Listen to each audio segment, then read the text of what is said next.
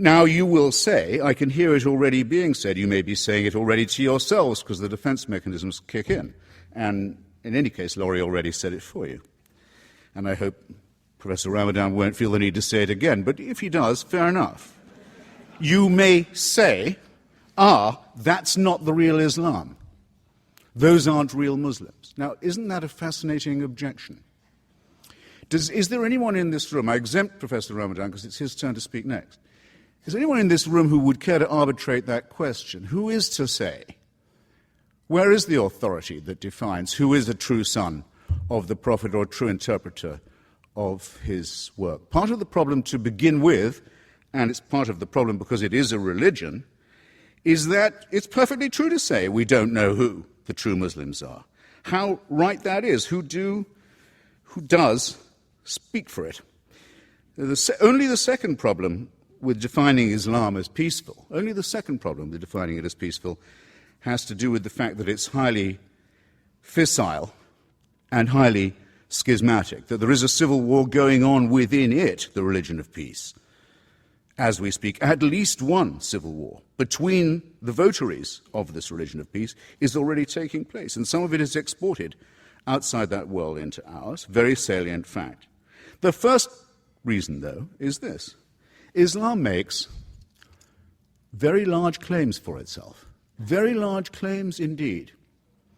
It claims to be the last and final religion, the last and final revelation. When you see bumper stickers, everyone says you can't reduce major things to a bumper sticker. It's not my idea to have bumper stickers saying Islam is the solution.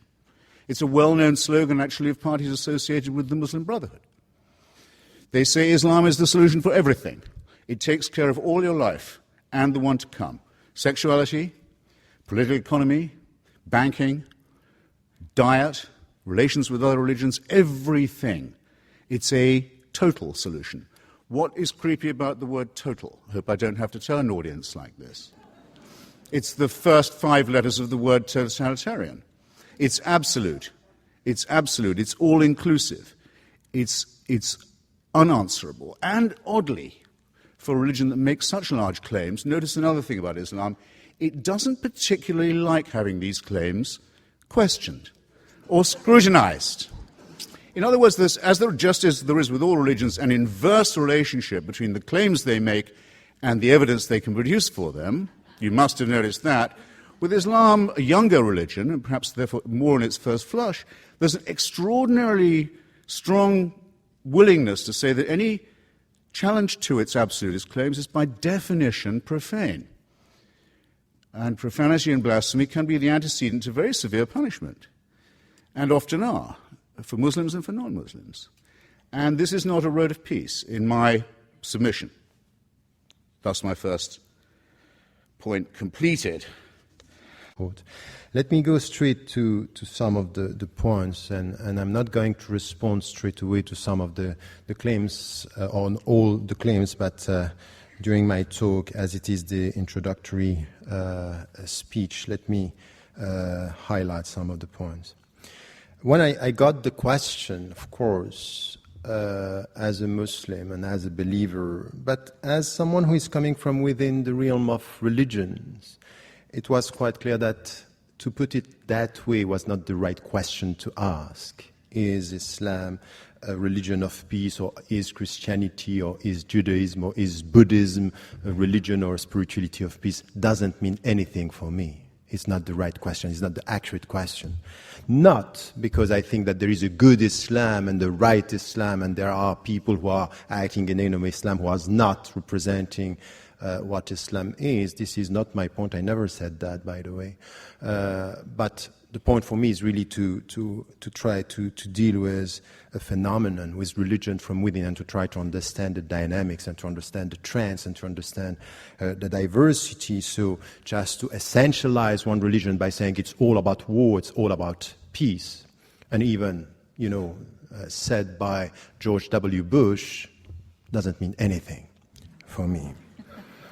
So this is one point which is important. But religions, and all the religions, and Islam among all the other religions, are dealing with human beings.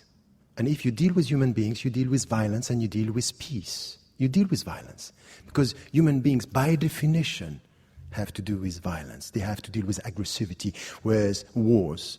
And to expect from a religion not to tackle the issue is just to dream of something which is not going to happen. All the spirituality. Go for Buddhism or go for the Bhagavad Gita, you deal with violence. So this is it. Now, what is the answer coming from religions and from trends when it comes to violence and to peace? This is the right question for me. Do we have something which is coming and helping us to go towards peace? This is, for me, the right question.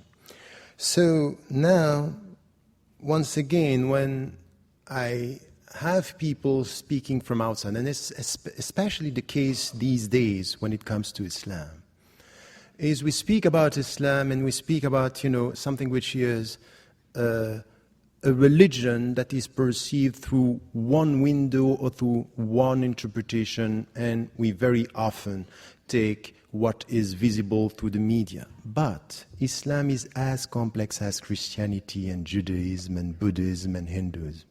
It's a diversity of interpretations. Yes, you are right. The Quran is for the Muslims the very word of God. But many interpretations and many ways of dealing with the books. The problem is not the book, the problem is the reader. It's the way... No, we have only 10 minutes. So... This is why when, for example, you take a text, and you can do this with the Bible, with the Torah, the Gospels, it's always the same. Tell me the way you read, I will know what is in your mind, but not for sure what is in the text. And this is something which is the starting point of a serious discussion in theology. Because I don't like all these intellectuals and philosophers and even journalists. They are very keen on understanding the complexity of philosophies and the simplicity of religions. That's not right. And the one to blame sometimes are the religious people themselves, because the way they present their religion is something which is all of dream and hopes and not dealing with the reality, which is a complex reality. And this is where I think we have to come to a better understanding. So, very often when I deal with such topics, I just have to start with the very beginning. We want to deal with the religion, let us speak about religious issues and religious understanding. Not to avoid the starting to just to come to newspapers and headlines. It's not going to help us to understand religion just to go for what is happening in the world. Let us also understand the fundamentals and then come to some of the translation, the historical experiences. Because as much as you can speak about September 11, you can speak about the 16th century under the empire, the Ottoman Empire, which was a great civilization with a diversity, Christians and Jews and even non-believers working and living together. We are always speaking about Andalusia. But we can prove everything with history if we don't get a sense of what are the principles we are talking about. So, for example, coming from a religious viewpoint, I wouldn't say Islam is the religion of peace. I say Islam is a religion for human beings. It deals with peace and it deals with violence. And it helps the people to go from violence towards peace. It's a way towards peace, but it's not a peaceful reality, because we are not peaceful beings. We are all in tension. Just to get that inner peace in us, and this is the starting point of the Islamic philosophy of human being, is really to start with your own self. Look at your heart and tell me if you are at peace or you were at peace. Peace is a process through which you have, it's a process that you get at the end of a self-education.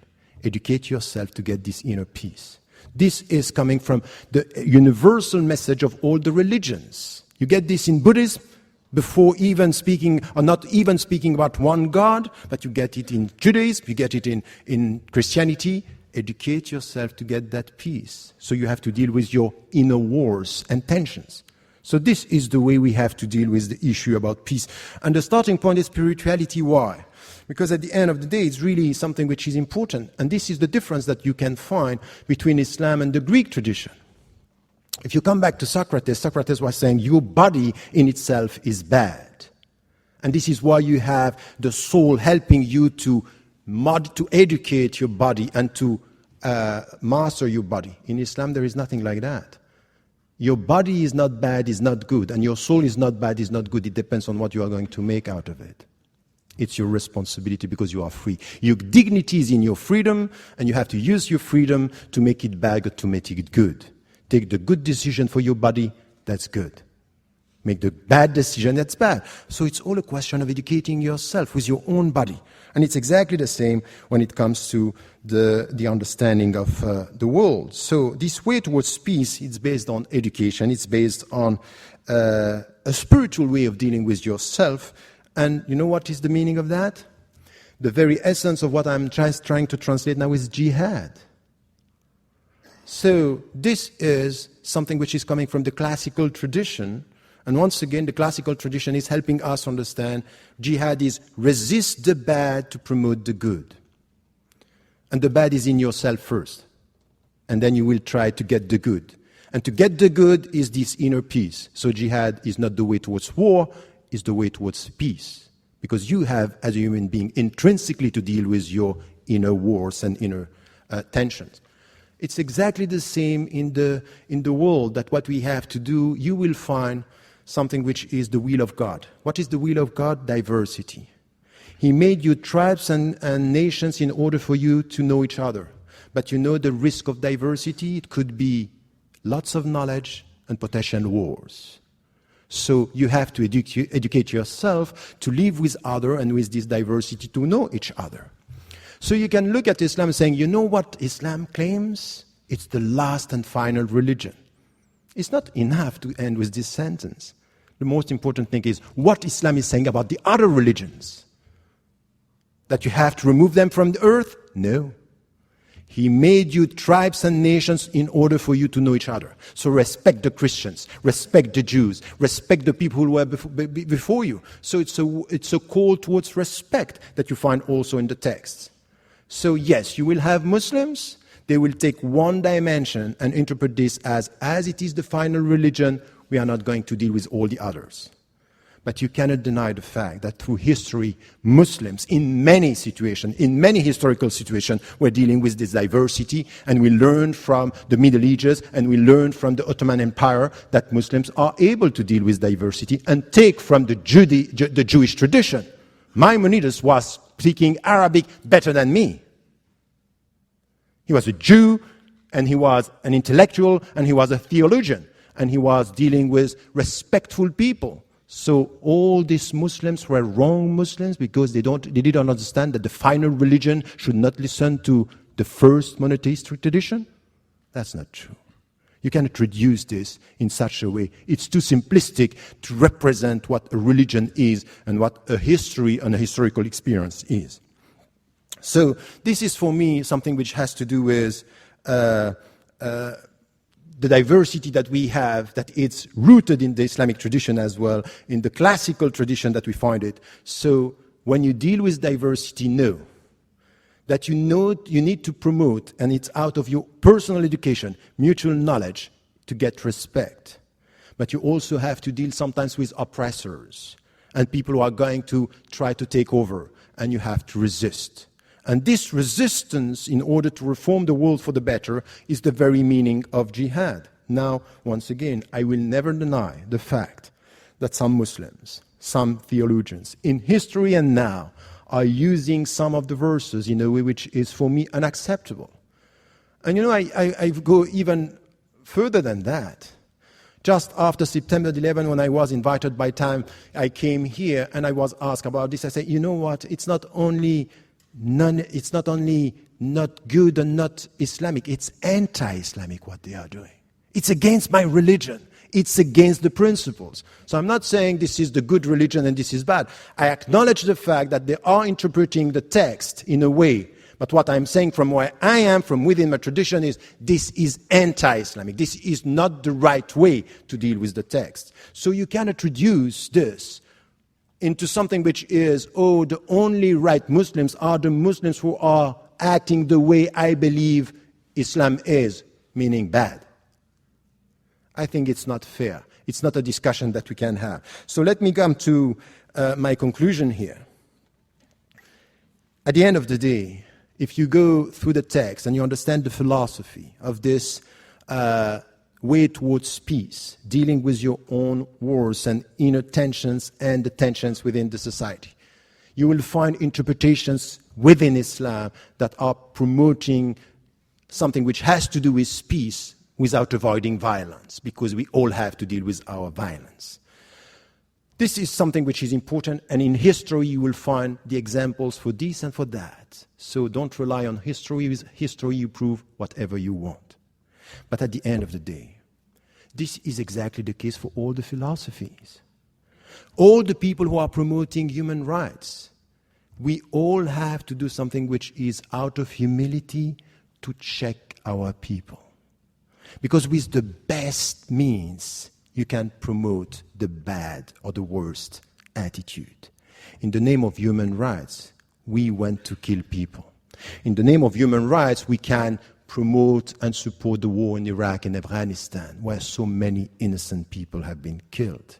And I said it from the very beginning, never forget that the blood of an Afghani or Iraqi innocent man or woman is as valuable as the blood of an American innocent man and woman.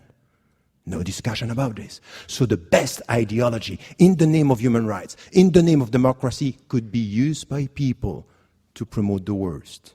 So let us be humble, instead of criticizing one religion and one ideology, to know that in our universe of reference, you will find people using our texts, our values, sometimes for the good and sometimes for the bad, sometimes for peace and sometimes for war, sometimes for dignity and sometimes for money, sometimes for protecting freedom and sometimes for geostrategic interests. It's not right to essentialize by saying, oh, all the wars on human rights, for human rights, or all these philosophies are right or wrong, or promoting a philosophy or a religion of violence. I think that these kind of conclusions are very dangerous, because they don't give us the opportunity to find in any single religion, in any single philosophy, people of goodwill. These are the people who can talk to each other, understand each other, and make it possible to live in diversity and in mutual respect. Thank you.